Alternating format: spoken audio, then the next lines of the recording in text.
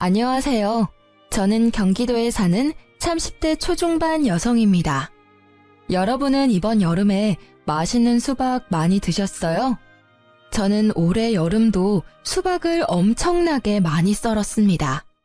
수박이 맛있어도 껍질 때문에 손이 안 간다는 분들 많으시더라고요. 어렸을 때는 엄마께서 수박 손질해서 냉장고 넣어두시곤 했는데 그게 바로 자식 사랑하는 마음이셨겠죠?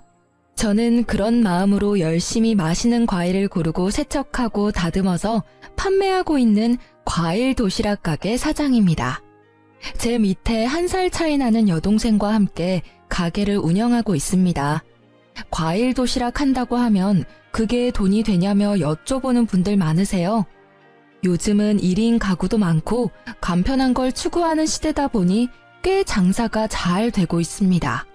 대학생부터 바쁜 직장인분들까지 다양한 연령대에서 많이 주문해주고 계세요. 그에 보답하기 위해 동생과 저는 휴가를 떠나도 무조건 맛있는 과일, 당도 높은 과일 찾으러 다닙니다. 그렇게 저희 자매가 적은 돈으로 창업한 게 대박나서 가게 때문에 진 빚은 따로 없어요. 코로나 때도 주문건이 오히려 급증했고 병원이나 자가격리하는 분들께 많이 배달 갔습니다. 다행히 아직까지 큰 위기는 없어서 지금까지 잘 운영하고 있네요. 이제 끝나지 않을 것 같던 여름이 끝나가고 있어서 저와 여동생은 드디어 수박의 곤래에서 벗어날 수 있게 됐습니다. 평소에 동생이랑 과일 손질하면서 귀로는 열심히 사연 라디오를 듣고는 하는데요. 동생이 제 시댁 사연도 보내보면 어떻겠냐 해서 용기 내서 보내봅니다. 만약 제 사연 읽어주시면 그때도 저는 일하면서 듣고 있을 것 같아요. 저는 제 친구의 소개로 제 남편을 만나게 됐습니다. 남편은 연봉 좋은 IT 회사에 다니는 아주 멀끔한 청년이었습니다.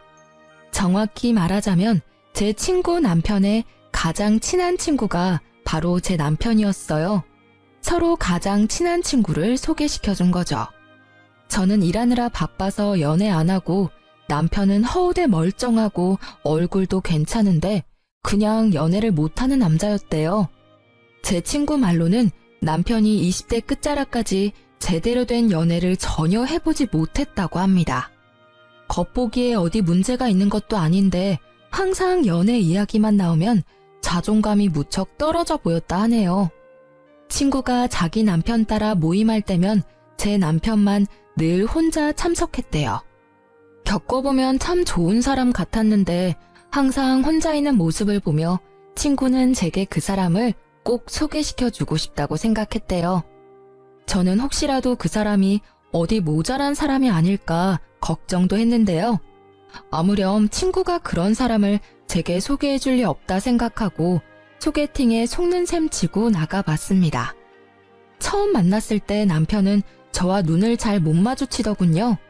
완전 쑥맥이구나 싶었는데 두 번째 만남에서는 낯가리는 게 없어졌는지 말도 잘하고 유쾌했습니다. 저는 단도직입적으로 남편에게 물었어요. 성원 씨는 왜 그동안 연애를 못했어요? 혹시 저처럼 일 중독인가요? 농담인 거 아시죠? 저의 농담 섞인 물음에 남편은 당황한 얼굴이 역력했어요. 그러다 제게 솔직히 털어놓더군요. 사실 저희 엄마께서 좀 많이 극성이세요. 그때 남편의 얼굴에 드리우는 그림자를 보며 뭔가 저만의 사정이 있구나 싶었어요. 전혀 마마보이로는 안 보였으니 저는 차분히 이야기를 들어보기로 했습니다. 남편이 평범하게 연애를 시작하려고 하면 그럴 때마다 어떻게 어머니께서 아시고는 상대방 여자를 알아내 둘 사이를 회방 놓았다고 합니다. 어머니 본인이 검증한 사람 아니고서는 절대 집안에 못 들이신다고요. 대신 어머니께서 교회에 있는 참한 처자 연결시켜준다고 항상 소개해 주셨다네요. 그렇게 만난 사람들은 이성적으로 끌리지도 않고 서로 마음에 안 들어서 연애를 그냥 포기했다고 말하는 남편이었습니다. 그 사정이 짠하기도 하지만 이런 사람과 만약 결혼한다고 상상하니 조금 암담하더군요. 게다가 저는 기독교인도 아니었습니다. 아들에게도 감당하기 힘든 어머니인데 며느리에게는 얼마나 버거울까 싶었어요. 그래서 저는 조금 속물 같아도 어쩔 수 없이 제 미래를 위해 남편을 멀리했습니다. 그런데 이상하게 남편의 얼굴이 계속 생각나더군요. 이건 뭐 상사병도 아니고 일하다가도 매번 그 사람 얼굴이 아른거려서 아주 혼났습니다. 제가 남편에게 정중하게 거절의 의사를 밝혔지만 남편은 답장이 없어도 포기하지 않고 연락을 계속하더라고요. 날씨가 좋은데 산책이라도 가지 않겠냐는 그런 말들을 보면서 어느 순간 저 또한 마음이 열렸습니다. 가끔 만나서 밥 한 끼 먹고 영화 한 편 보고 그러다 자연스럽게 정이 붙었어요. 남편을 만나볼수록 너무 착하고 선한 사람이란 걸 알게 됐습니다. 경제관념도 뚜렷했고 직업도 괜찮았고 성품까지 괜찮은 남편이었기에 두 눈 질끔 감고 딱 남편만 보고 저는 결혼을 결심했습니다. 결혼 전 예비 시무를 극복한다면 결혼 후에는 뭐 어렵겠냐며 제가 조금 오만했었죠. 엄마께서는 어려운 길 사서 간다고 걱정하시고 말리시다가 남편 만나보시곤 너무 괜찮은 청년이라며 꽉 잡으라고 응원도 해주셨어요. 철저하게 연애 사실을 숨긴 남편이 결혼한다고 집에 선언하자 예비 시모께서는 뒤집어졌다 합니다. 어떻게 나 몰래 연애질을 했냐고 아주 분하시다고 길길이 날뛰셨대요. 주눅든 남편에게 이야기를 듣고 저도 그제서야 겁이 나더군요. 제가 이 사람을 얼마나 사랑하면 안 해도 되는 모험을 하고 있구나 싶었어요. 예비 시댁에 인사드리러 갈 때는 정말 단단히 마음을 먹어야 했어요. 남편은 결혼 약속한 제가 어머니 때문에 도망이라도 갈까봐 계속 안절부절해 했습니다. 저는 그런 남편을 안심시키고 스스로 마인드 컨트롤했고요. 어떤 상황이 일어나도 놀라지 말자, 겁먹지 말자, 이 두 가지만 생각하고 예비 시댁에 인사를 드리러 갔습니다. 당시에는 무슨 담력 테스트라도 하는 기분이었어요. 지금에서야 웃으며 이야기할 수 있네요. 그때는 정말 심각했습니다.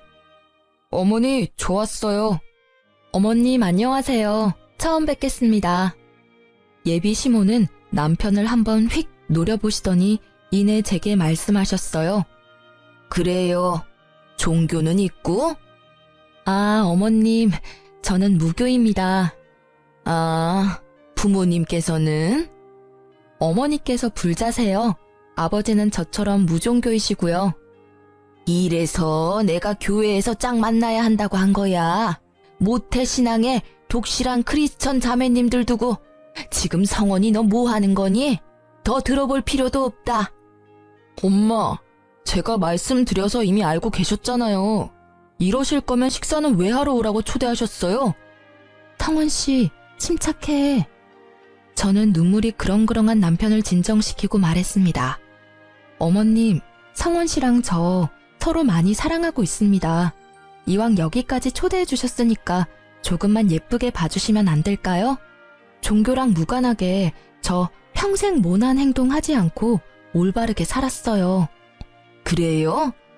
뭐 그럼 초대했으니 맛있는 음식이라도 대접해야지. 배고프니 먹으면서 마저 이야기하자. 예비 시모는 벼란간 코웃음을 치며 갑자기 부엌에서 봉투를 들고 와서 식탁에 거칠게 내려놓았습니다. 영수증이 붙은 봉지를 보니 딱 봐도 배달 음식이었어요. 어머니, 배달시키셨어요? 아, 저희 같이 처음 인사드리는 자리인데 제가 밖에서 모시겠다고 했을 때 거절하시더니 도대체 왜 이러세요? 내가 뭘? 아가씨, 내가 배달 음식 시켜서 기분 나빠? 저는 그때 남편을 꼭 붙잡고 괜찮다며 등을 다독였습니다. 집에 초대해놓고 배달 음식 시켜놓고 기다린 예비 시모, 여러분이 보시기엔 어떠신가요? 머저리같이 거기서 또 먹었냐고 저는 엄마께 등짝을 맞기는 했어요. 하지만 기싸움하는 예비 시모께 지고 싶지는 않더라고요. 이대로 포기하면 제가 사랑하는 사람이 평생 이 굴레에서 벗어날 수 없겠구나 싶었거든요. 남편이 워낙 순한 사람이고 어렸을 때부터 엄한 어머님께 혼나면서 자라서 그런지 어머님 호통에 몸부터 굳더라고요. 성원 씨, 나 괜찮아. 냄새가 좋네요, 어머님. 땡땡 갈비찜이네요. 저 여기 갈비찜 되게 좋아해요. 배달이든 아니든 뭐가 중요해요? 어머님께서 직접 저 생각해서 메뉴 고르고 주문하신 건데. 맛있게 잘 먹겠습니다. 저는 속으로 그나마 치킨 아닌 게 어디냐며 갈비찜을 아주 맛있게 먹었습니다. 배달 음식이긴 하지만 그래도 갈비를 시키셨네 하고 머릿속을 긍정적인 생각으로 가득 채우려고 노력했죠. 제가 세상 구김살 없이 굴자 예비 남편과 함께 당황하던 예비 시모였어요. 진심으로 너무 맛있게 먹으니 예비 시모께선 이내 못마땅한 얼굴을 하시고 말씀하더라고요. 되게 얄밉게 먹는다. 복스럽게 먹는 거랑 얄밉게 먹는 건 달라요. 잘 먹는 거 보기 좋은 사람이 있고 아닌 사람이 있어. 아가씨는 그 후자에 해당하네. 체중도 좀 나가 보이는데 적당히 먹어요. 그리고 보니까 고급 입맛은 아니네. 그나마 아무거나 잘 먹어서 다행이야. 내 아들 등골 휘지는 않겠어. 네, 저 어머님이랑 입맛 비슷한가 봐요. 맛있네요. 맛집이라 시켜주신 거 아닌가요? 뭐? 아이고 참나. 내 아들이 괜찮은 교회 처자들을 다 거절해서 이제 마땅히 소개시켜줄 사람 없어 너 허락한 거야. 어디 네가 마음에 들어서 부른 줄 아니? 머리 꽃단 사람처럼 실실 웃지 마라. 보기 좀 그렇다.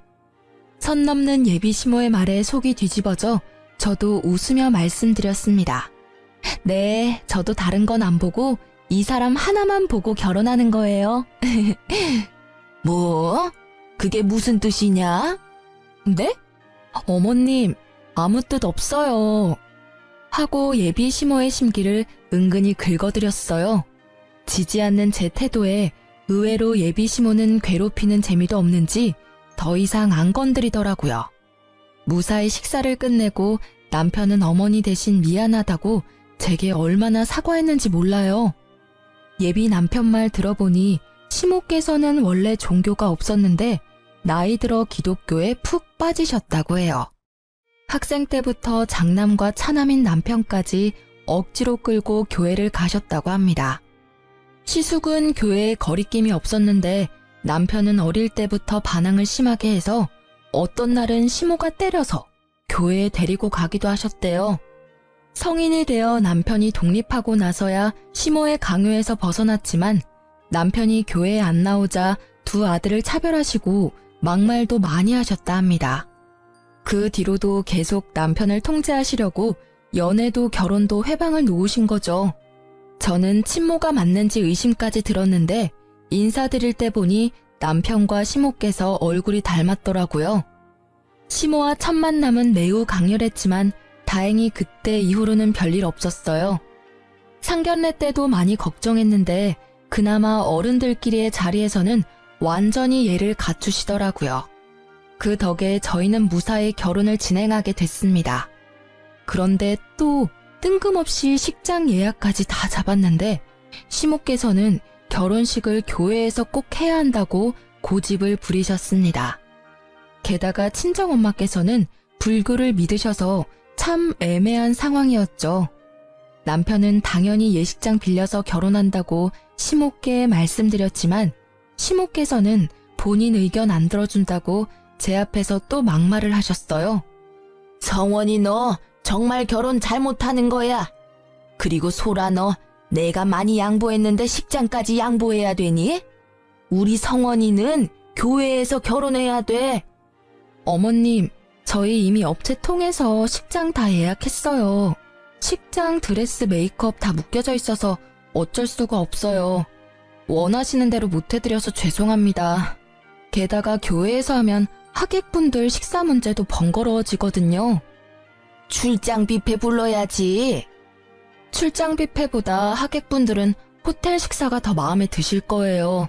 귀한 걸음 해주신 분들께 퀄리티 좋은 음식 대접해드려야죠.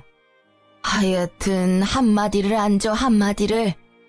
억지 부리며 저를 타박하는 시모를 보고 남편도 나서더군요. 엄마, 제발 좀 억지 그만 부리세요. 나 기독교인도 아니잖아요. 제가 왜 교회에서 꼭 결혼해야 해요? 어렸을 때는 엄마가 끌고 가셔서 어쩔 수 없이 교회 다녔지만 지금은 아니라고요. 그러니까 당연히 교회에서 할 필요는 없죠. 왜 이 사람 탓을 해요? 우리 둘 다 무교니까 식장 빌려서 결혼하는 게 당연한 거잖아요. 게다가 예약 다 끝났고 남은 잔금만 치르면 끝인데 왜 이제 와서 이러시는 건데요? 저희 둘 다 양가에 아무런 도움 안 받고 저희 돈으로 하는 거니까 제발 저희 존중 좀 해주세요. 어머머 잘났다 그래. 내가 너 결혼하는데 돈 안 보태줬으니 잠자코 있다가 결혼식에만 참석하라는 말이지? 소라 제가 그렇게 말하라 시켰니? 웃겨 정말. 어디 부모 공경할 줄도 모르고. 아니요, 제 의견이에요 엄마. 소라씨 탓 좀 그만하세요. 교회에서 결혼해야 더 이득이라고. 결혼식을 교회에서 하면 어쩔 수 없이 신도들 참석해서 축의금 배로 들어올 텐데. 어머님, 그럼 혹시 저희 친정어머니께서 저희한테 절에서 결혼식 하라고 말하면 어떠실 것 같아요? 엄마께서 무작정 절에서 하자고 하셨어도 저는 똑같이 거절했을 거예요. 어머님 교회 신도분들도 다 모시고 절에 오실 수 있으세요? 문홀리에 문홀리로 반박하는 제 말에 시모께서는 말문이 막혀버리시더군요. 뭐? 아니 절에서 결혼하는 사람이 어딨어? 아유, 말을 말자. 소라 너 참 맹랑하다. 결혼식 올리기도 전에 내 아들 어떻게 저렇게 구워 삶았니? 저는 빨리 결혼식만 잘 끝내자 생각뿐이었어요. 어차피 시모랑 집이 멀어서 자주 볼 일 없었으니까요. 그리고 어렸을 때 트라우마를 이겨내고 저를 위해서 시모께 대신 화내주고 목소리를 내는 남편의 태도 보고 저는 더 안심하고 결혼을 하게 됐습니다. 그런데 결혼하자마자 시모는 또 종교를 빌미를 삼아 저를 괴롭히더군요. 어머님과 시숙네 가족들은 기독교이니 차남이 제사를 다 지내야 한다며 저를 부르셔서 제사 음식 마련을 하셨죠. 애초에 기독교인이면서 제사를 꼭 지내겠다는 마음이 좀 저로서는 이해가 안 됐습니다. 그럼에도 불구하고 저는 어머님께 시달릴 거 예상하면서도 결혼 후 첫 제사이니 도와드리러 간 거였어요. 시부께서도 돌아가신 지 얼마 안 됐으니 정말 남편 생각해서 갔던 거였죠. 시댁에는 어머님과 형님이 계셨어요. 그런데 다 같이 음식을 하고 서로 돕는 게 아니라 두 분이 제게만 음식을 시키시더라고요. 우리 큰 며느리 새벽부터 나 따라다니면서 장 보느라 고생했다. 둘째 너는 첫째한테 고마워해야 돼. 네가 할 일까지 다 했잖니. 형님 감사합니다. 그 시간에 저희 가게에 과일 들어오는 시간이라 시간 뺄 수가 없었어요. 동서, 가게에 신경 쓰는 만큼 시댁에도 신경을 써야지. 사람 좋아 보이던 형님은 시숙이 없다고 완전히 다른 사람 같았어요. 첫째야, 너는 나랑 과일 좀 먹으면서 이야기 좀 하자. 아침 먹고 나니 입이 텁텁해. 네, 어머님. 제가 복숭아 깎아올게요. 형님과 시모는 제가 가게에서 가져온 과일들을 둘이서만 먹으면서 제게는 일만 시키시더라고요. 과일 잘 먹겠다는 말 한마디 없이요. 장 보는 것도 일이니 그거 못 도와드려서 죽을 죄를 지었네요. 하며 속으로 투덜거렸지만 저는 겉으로는 티 안 내고 열심히 전을 부쳤습니다. 전만 부쳤을까요? 이거 해라 저거 해라 소파에서 명령하는 형님과 시모의 행동에 저는 너무 놀랐어요. 남편이 있을 때야 저도 시모께 지지 않으려 말대꾸했지만 남편 없는 곳에서는 혼자라서 뭐라 말대꾸도 잘 못했거든요.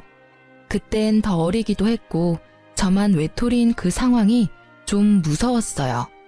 알겠다고 웃다가 저는 미소도 말도 잃고 묵묵히 일했습니다. 좀 도와달라고 했는데 외면하고 둘이서 저를 따돌리는 모습을 보면서 사진도 틈틈이 찍어 놓으면서 제사 음식을 마련했습니다. 저도 참 독하죠. 애초에 제가 이 정도로 안 독했으면 남편이랑 결혼 생각도 못했을 거예요. 사진이랑 동영상 찍어서 증거를 남겨놔야 다음에는 두 사람이 저를 안 괴롭힐 것 같았거든요. 두 사람은 뭐가 그렇게 마음에 안 드는 건지 제가 열심히 꼭두각시 인형처럼 일하고 있는데도 저를 비난하더라고요. 동서는 과일 깎아서 파는 게 뭐가 돈이 된다고 동생까지 끼고 그런 헛짓거리를 하고 있어? 그게 돈 뭐 얼마나 번다고. 아휴, 그냥 차라리 우리네가 용돈 줄 테니 여기서 어머님 모시면서 살아. 그러니까 말이다. 나는 처음에 뭔 도시락 가게를 한 데서 뭐 그러려니 했는데 과일 도시락이라 해서 얼마나 웃었는지 모른다. 대학까지 나온 애가 한심하게 왜 저러고 있는 건지. 며느리 뭐 하냐고 신도들이 물으면 말하기 참 그래. 차라리 너처럼 전업주부면 몰라. 저는 고무장갑을 빼고 두 사람에게 다가갔습니다. 저 가게일 제쳐두고 와서 종일 혼자서 음식 장만했는데 말씀이 심하시네요. 어머, 일하다가 말고 뭐 하는 거야? 화났다 뭐 이거야? 동서 일한 거 어련히 수고비 안 챙겨줄까? 수고비 안 챙겨주셔도 저 충분히 많이 벌어요. 돈이 문제가 아니라요. 사람 불러놓고 이러는 거 아니죠. 아까 중국집 배달 왔을 때도 저 많이 참았어요. 먹어보란 말도 없이 두 분이서 탕수육 드시고 저는 남은 자장면 불어 터진 거 먹으라고 주고 가셨잖아요.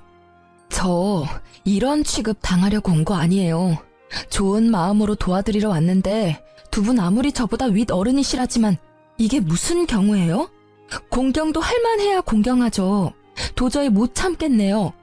제 행동에 시모와 형님은 벙쪄 있었고 그때 마침 남편이 도착했어요. 이게 다 무슨 말이야? 저는 남편을 보자 눈물이 앞을 가렸고 시댁 작은 방에서 잠시 남편을 붙잡고 이야기했습니다. 남편이 무슨 일이냐며 달래주고 저는 종일 있었던 일 말하며 찍었던 사진들과 동영상도 보여줬습니다. 나 오늘 충분히 할 만큼 했어. 아니, 나 지금껏 충분히 노력했어. 이제 당신 어머니 진절머리 나. 오늘은 형님까지 합세하셔서 내가 오늘 얼마나 비참했는지 당신은 몰라. 형님이랑 어머님? 자기들끼리 탕수육에 잔치 벌이고 나는 일 다 하고 불어터진 자장면 주더라. 내가 아무리 독한 마음 가져볼래도 너무 서럽더라. 나 당신 하나만 보고 결혼했는데 막상 하고 나니 너무 힘들다. 이제 겨우 시작인데 내가 앞으로 버틸 수 있을지 모르겠어. 여보, 이런 취급받게 해서 너무 미안해. 이게 다 내가 못나서 일어난 일이야. 집에 가자. 다신 여기 안 와도 돼. 남편은 제 손을 잡고 작은 방에서 나와 시댁 거실 중앙에 섰습니다. 남편이 뭐라 말하기도 전에 시모가 먼저 말을 꺼냈습니다.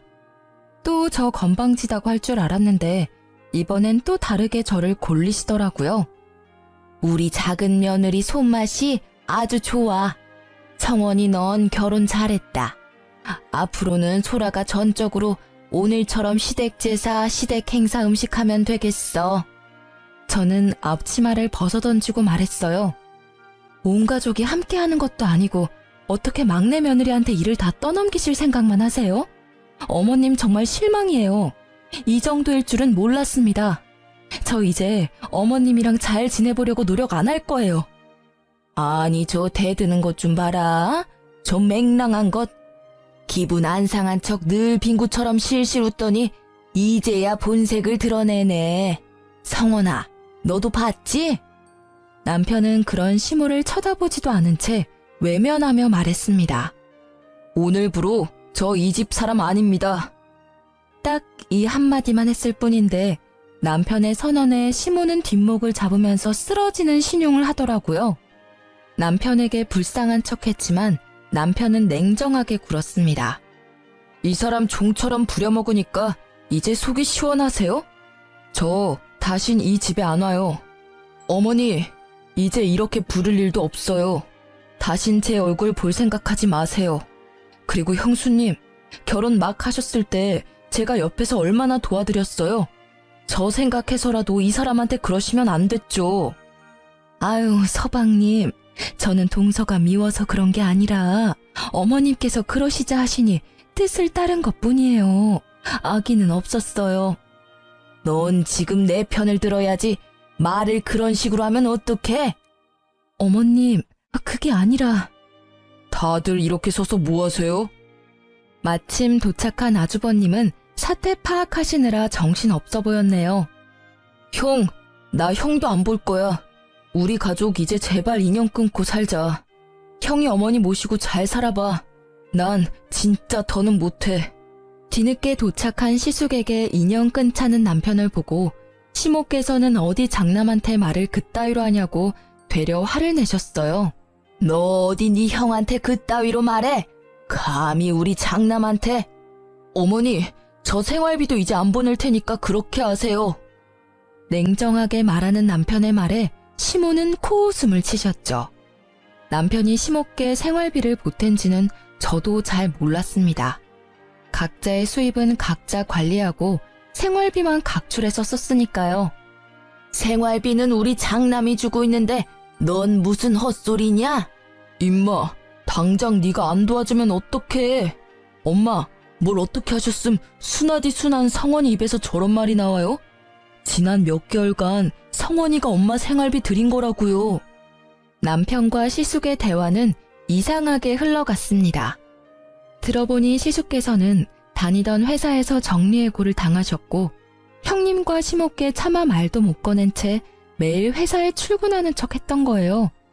그래서 대신 여유로운 남편이 형님네와 시댁 생활비 구멍나지 않게 메꿔줬던 거고요. 금방 마땅한 일자리를 못 구하고 있던 아주버님은 매일 정장을 입고 출근하는 척 하시곤 면접 보러 다니거나 일용직 일을 하셨다 합니다. 상황을 전혀 모르고 있었던 형님과 시모는 주저앉더라고요. 아주버님은 어머님께 쓴소리를 하다가 이내 형님에게 왜 섣불리 행동했냐며 큰 소리를 내고 말았습니다. 당신은 엄마가 아무리 그러시자 해도 당신까지 그러면 안 되지. 당신도 결혼할 때도 똑같이 겪었으면서 그때 내 동생이 얼마나 당신 편 들어줬어. 은혜를 갚지는 못해도 이렇게 뒤통수 치면 안 되지. 형님은 바로 깨갱하며 잘못했다고 용서를 구했죠. 미안해, 동서. 내가 생각이 짧았어. 형님이 미안하다고 하셨지만 저는 열이 받을 대로 받아서 사과받기 싫다고 외면했습니다. 그러자 아주버님도 함께 사과하더군요. 재수씨, 제가 정말 면목이 없네요. 죄송해요. 시부께서 돌아가시고 시숙이 시댁의 실질적인 가장이기에 시모께서는 장남 눈치를 엄청 봤었는데요. 알고 보니 남편이 도와주고 있었으니 시모도 금방 꼬리를 내리셨죠. 아니 뭐 결혼 후에 신고식 한 거 가지고 그러니. 남자들은 빠져라. 여자들 일이니. 조라야, 내가 미안하다. 서운하게 느꼈으면 말이다. 나는 평소대로 했는데 네가 너무 오늘따라 많이 감정적인 것 같구나. 그러자 아주버님이 답답하다는 듯 시모에게 따졌습니다. 엄마, 사과를 하시려면 좀 진정성 있게 똑바로 사과하세요. 인정 못 하시는 거예요? 제발 연세 좀 생각하세요. 철 좀 드시라고요, 제발. 안 되겠어요. 저 이번 주부터 교회 안 나갑니다. 이제 엄마께서 부탁하시는 일 저도 안 해요. 에이그, 뭔 소리야 그건. 너 지금 교회 얘기가 왜 나와? 멀쩡히 다니던 교회를 왜 안 가? 엄마가 평생 소원이라고 둘째 교회 안 다니니까 저라도 나오라고 제발 부탁한다고 그렇게 말씀하셔서요. 저 아무리 피곤해도 이 사람 데리고 같이 교회 나섰어요. 그런데 엄마는요, 교회랑 교회 사람들 챙기기 이전에 집안에 들인 귀한 식구부터 챙기세요. 어떻게 한 식구 된 사람을 이렇게 구박하세요? 지금 제가 아무리 뭐라고 해도 안 바뀌실 거 알아요. 그러니 제가 그냥 교회를 안 나갈게요. 그럼 좀 바뀌시겠죠. 이러다 저희 형제간도 원수 되겠어요. 저도 어느 정도 예상은 했지만 시모께서는 정말 신앙심이 깊은 것보다는 교회에 매일 자식 자랑을 하러 다니시던 거였어요. 본인께는 자랑거리인 아들들인데 저희 남편 둘째는 교회 질색하고 큰아들인 시숙이라도 어떻게 데리고 가셨는데 이제 못 데려간다니 겁이 나셨나 봐요. 시모는 갑자기 울먹거리곤 잘못했다고 남편에게 용서를 구하기 시작했습니다. 차마 그 모습을 지켜보기도 그렇고 그렇다고 어머님의 진심 없는 사과를 받고 싶지도 않아서 저와 남편은 함께 집으로 돌아갔습니다. 그날 누구의 사과도 받아들이지 않고 시댁을 벗어났죠. 그러니 저와 남편에게 매일같이 미안하다고 3명에게 번갈아 가며 연락이 왔습니다. 남편은 이참에 번호를 바꾸자고까지 말했어요. 저뿐만 아니라 긴 세월 남편 가슴에도 단단히 응어리가 져 있었던 것 같습니다. 그렇게 연락을 끊고 지내니 회복은 빠르게 되더군요. 저와 남편은 굳이 그날 일과 시댁 관련 일은 서로 말 꺼내지 않았어요. 그런데 어느 날 가게에서 찾아온 시숙과 형님, 그리고 시모를 보는데 그날 기억이 떠오르면서 트라우마가 생길 것 같더군요. 다행히 가게에는 저보다 더 기센 여동생이 함께 있었습니다. 안녕하세요. 어머, 다들 갑자기 어쩐 일이세요? 제 동생은 이미 제게 들어 사정을 다 알고 있었지만 밝은 얼굴로 시댁 식구들께 인사했고 저는 인사도 하지 않은 채 조용히 과일을 세척하고 있었습니다. 이 나이 먹고 내가 며느리한테 사과하러 여기까지 왔어요. 그런데 아무리 서운하다 해도 어른이 왔는데 눈길도 안 주고 인사도 안 하네요. 여전히 말을 밉게 하는 시모와 옆에서 눈치만 보고 있는 형님 대신 아주버님이 한마디 하셨어요. 사과하러 왔는데 엄마 여기서도 심술 부릴 거예요? 아, 그래, 사과하자고. 얼른 하고 가자고. 그러자 제 동생은 별안간 웃음이 빵 터져서 웃었어요. 사돈 처녀는 뭐가 그렇게 웃겨서 어른 두고 그렇게 웃음이 터졌어요? 어머, 죄송해요. 제 가게에서 제가 웃는 것도 맘대로 못 웃는 거죠? 사과하시러 오신 건 맞으세요? 그럼 말로만 사과하시면 안 되죠. 언니, 먼저 퇴근해. 응? 언니 종일 부려먹은 거 사과하고 싶으시다잖아. 내가 기회는 드려야지. 언니는 그만 들어가 봐. 자자, 이럴 시간이 없어요. 얼른 앞치마들 하시고요. 제가 매뉴얼 설명 드릴 테니 그렇게만 하시면 문제 없습니다. 위생모 써주시고요. 당황해하는 시댁 식구들께 동생은 위생모와 앞치마를 내밀고 형님과 시숙은 말없이 착용하더라고요. 반면 시모는 눈에 쌍심지를 켜셨죠. 사돈 처녀, 지금 뭐 하자는 거야? 내가 사과 안 됐지 일하러 왔댔어? 니들은 또 왜 그걸 하고 있어? 얼른 벗어. 어쩌죠? 말로 하시는 사과는 별로 안 받고 싶은데 왜 진심도 없는 사과를 자꾸 하세요? 저희 언니가 받기 싫다잖아요. 근데 그때 저희 언니 무임금으로 부려먹으신 건 갚으셔야죠, 사돈 어르신. 제 동생은 저를 조기 퇴근시키고 기어코 시숙, 형님 그리고 시모께 가게 일을 시켰습니다. 저희가 가게는 조그맣지만 하루에 한 트럭 과일이 배송 오면 다 정리하고 세척하고 다듬는 게 시간이 많이 걸려요. 시모는 아들들이랑 화해는 하고 싶으니 마지못해 일을 하기 시작했죠. 동생은 자기보다 나이 많으신 제 시댁 식구들에게 야무지게 일을 시켰대요. 이거 이렇게 힘들다고 던지시면 과일 흠집 나요. 아유, 입으로 들어가면 다 똑같지. 이제 흠집 날 때마다 그 과일은 개인 사비로 구매하셔야 돼요. 제가 계속 지켜보고 있으니까 과일 던지지 마세요, 절대. 코딱지만한 가게에 웬 과일이 이렇게 많아? 시모는 투덜거리면서도 나름 열심히 가게 일을 도우셨다 합니다. 시숙과 형님은 의외로 실수 없이 묵묵하게 일을 잘하셨대요. 온종일 시달려도 일이 끝나질 않자 시모께서는 도망가려 했다네요. 어디 가세요? 아니, 사돈 처녀, 내가 급하게 일이 생겨서. 하시던 일은 다 마무리하셔야죠. 드실 점심도 이미 시켰는데요. 아이고, 사돈 어르신, 퇴근은 아직 멀었습니다. 얼른 다시 들어가 주세요. 시모는 입을 삐죽거리며 다시 일하러 들어가고 형님과 시숙은 군말 없이 열심히 땀까지 삐질거리며 도우셨다고 합니다. 오후 5시까지 일을 시킨 동생은 오늘은 일당이 없다고 얘기했다고 합니다. 시숙과 형님은 알겠다고 고개를 끄덕이고 어머님께서는 분하다고 망고를 몇 개 챙겨가시더래요. 분하다고요. 그렇게 저 대신 동생이 야무지게 복수해줬네요. 동생이 적당히 시댁 식구들 돌려보낼 줄 알았는데 전에 저 우는 것 보고 마음이 많이 쓰였었나 봐요. 그런데 시숙과 형님께서는 내일도 오면 안 되냐고, 내일은 돈 줄 거냐고 여쭤보셨대요. 일손 부족하면 돕겠다고요. 이쯤 하셨음 언니도 마음 풀렸을 거예요. 잘 말씀드릴게요. 내일은 안 오셔도 돼요. 저도 티는 안 냈지만 불편했거든요. 오늘 아무쪼록 고생 많으셨습니다. 드시고 싶은 과일 몇 개 챙겨가세요. 돈은 못 드리지만요. 여기 장사가 되게 잘 되네요. 아침에 들어온 과일들 거의 다 나갔잖아요. 둘이 일하시기엔 너무 일이 힘들 것 같아요. 저희가 도울게요. 말씀드리기 좀 그렇지만 저희 남편 아직까지 실직 상태라 형편이 좀 어려워요. 도울 수 있는 일 있으면 도우면 안 될까요? 그리고 전에 동서한테 함부로 말해서 진짜 미안했다고 사과 좀 전해줄래요? 시숙은 자존심 때문인지 아무 말도 못 꺼내고 대신 형님께서 가게의 사정이 여러모로 힘들다고 하소연했다고 합니다.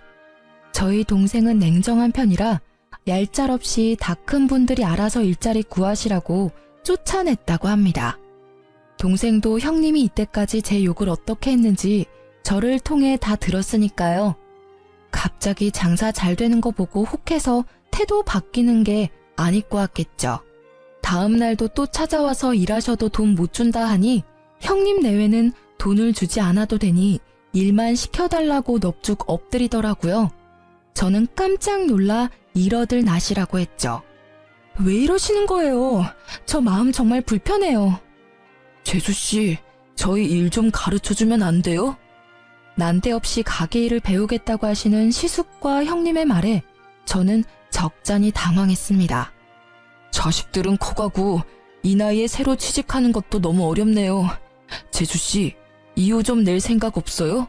정말 염치 없지만 좀 도와주세요, 재수씨. 동서, 내가 진짜 잘못했어. 죽을 죄를 졌어. 한 번만 봐주라, 응? 2호점을 낼 생각도 누군가에게 저희 사업 비법을 전수할 생각도 하지 못했는데 아주버님이 저희 가게랑 상권이 너무 메리트 있다는 말을 하시며 애원하는데 제 돈 드는 것도 아니고 속도 없이 또 도와드리게 됐습니다. 사실 제가 도와드렸다 하지만 동생이랑 저는 두 분이 계시니 쉬는 시간이 더 늘어서 한편으로는 좋기도 했습니다. 가게가 좁아서 4명이나 있기엔 비좁았고 2호점을 내기 전까지만 저는 일을 쉬고 제 동생의 진두지휘 아래 아주버님 내외가 저희 가게에서 함께 일을 시작했습니다.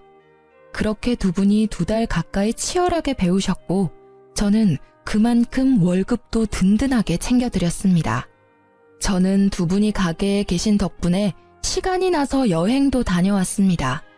제가 가게에 복귀하고 더 이상 일손은 필요 없다고 말씀드리니 이때까지 정말 고마웠다며 그동안 몸은 힘들어도 일 배우는 게 너무 행복했었다고 하더라고요. 그렇지만 아직도 제가 화난 줄 알고 더 이상 갈 곳이 없어졌다며 앞날을 걱정하더라고요. 아니, 여기에서 두 분 충분히 가르쳐드렸잖아요. 이제 2호점 오픈하셔야죠. 그 동네에 오픈하실 수 있게 도와드린다니까요. 이제 저희 가게는 나오실 필요 없어요. 제 말을 이제야 이해한 두 분은 부둥켜 안고 눈물까지 흘리더군요. 그렇게 제가 2호점 오픈까지 도와드리고 남편은 제게 대인배라 박수 쳐줬어요. 저와 달리 남편은 아직까지 형 내외와 어머님이 밉다고 연락조차 안 했거든요. 남편은 제게 미안해하면서 고마워했습니다. 여보, 내가 진짜 결혼을 잘했다. 나 믿고 결혼해달라고 졸라놓고 내가 막상 한 게 아무것도 없어서 미안해. 시모는 그 모든 과정을 지켜보시곤 크게 깨달은 바가 있었는지 그냥 하는 사과가 아니라 어느 날 가게까지 찾아와 진심으로 제게 미안했다고 사과했습니다. 소라야, 내가 너무 철없었지? 미안하다. 너 보고 내가 많이 놀랐어. 굳이 그럴 필요까지 없는데 나서서 큰아들 내외까지 신경 써주고. 나보다 네가 낫다. 성원이는 아직도 화가 많이 났지? 나도 결혼하고 의지할 곳이 많이 없었어. 근데 교회 다니면서 사람들 만나고 거기서 자식들 자랑하다 보면 내가 너무 특별해지는 기분이 들었어. 너무 행복했지. 그래서 자식들 더 괴롭혔어. 특히 교회 안 간다는 성원이한테는 더 모질게 굴었지. 이제 그렇게는 안 살려고 한다. 시모의 진심을 남편에게 전해봤지만 남편은 어머니 안 보겠다는 말이 아직 유효하다고만 말했어요. 난 아직까지 엄마가 너무 미워서 얼굴 제대로 뵐 자신이 없어. 진심으로 내가 어머니 미워하는 마음이 다 없어져야 마주할 수 있을 것 같아. 엄마도 정말 바뀌셨다면 이런 내 마음 이해하시겠지. 이제 효도는 형한테 다 맡길 거야. 형한테는 엄마가 때리거나 모질게 대한 적 없었겠지만 난 언제나 엄마한테 상처받기만 했어. 이렇게 남편은 냉정하게 밀어내더라고요. 저는 처음부터 남편만 믿고 결혼했으니까 착한 며느리 대신 그냥 남편의 아내로서 남편을 지지하기로 했습니다. 그 뒤로는 저도 시모와 따로 연락을 주고받지는 않았습니다. 어머님께서도 제게 따로 연락하지 않으셨어요. 아주버님에게 전해 들은 바로는 어머님이 기가 많이 죽으셨고 더 이상 억지나 심술을 부리지도 않으신대요. 돈 자랑 아들 자랑 하러 다니던 교회에서는 이제 아들 자랑 대신 신도들과 함께 자원봉사를 하고 지낸다셔서 조금 놀랐습니다. 그리고 어머님은 더 이상 첫째 내외의 경제적 도움을 안 받는다 하시네요. 예전에는 완전히 의지하셨는데 지금은 시간 날 때마다 아르바이트를 하신다고 들었습니다. 이제는 경제적으로 여유가 생기신 아주버님이 도와드릴 수 있다고 말씀드렸지만 어머님께서는 나중에 본인 몸이 아플 때나 좀 도와달라고 하셨대요. 지금은 멀쩡하시니 본인이 해결하시겠다고요. 참 나이 들어서 바뀌는 거 어려운 일인데 그렇게 많이 바뀌셨다는 말에 정말 놀랐어요. 아주버님과 형님께서는 제가 도와드린 가게 2호점이 잘 되고 있어서 매일 행복하게 고군분투하고 계신다 해요. 시댁 식구들 다들 억지로 모여서 얼굴 보고 지내지는 않지만 시간이 지나면 또 어떻게 될지 모르겠습니다. 일단 시간에 맡겨보려고 해요. 언젠가 남편의 마음이 풀어지고 다 같이 예전 일 잊고 함께 식사하는 날이 오겠죠. 각자의 자리에서 최선을 다하는 중이에요. 저도 그때까지는 남편의 뜻을 존중하려 합니다. 지금까지 제 긴 사연 들어주셔서 감사합니다.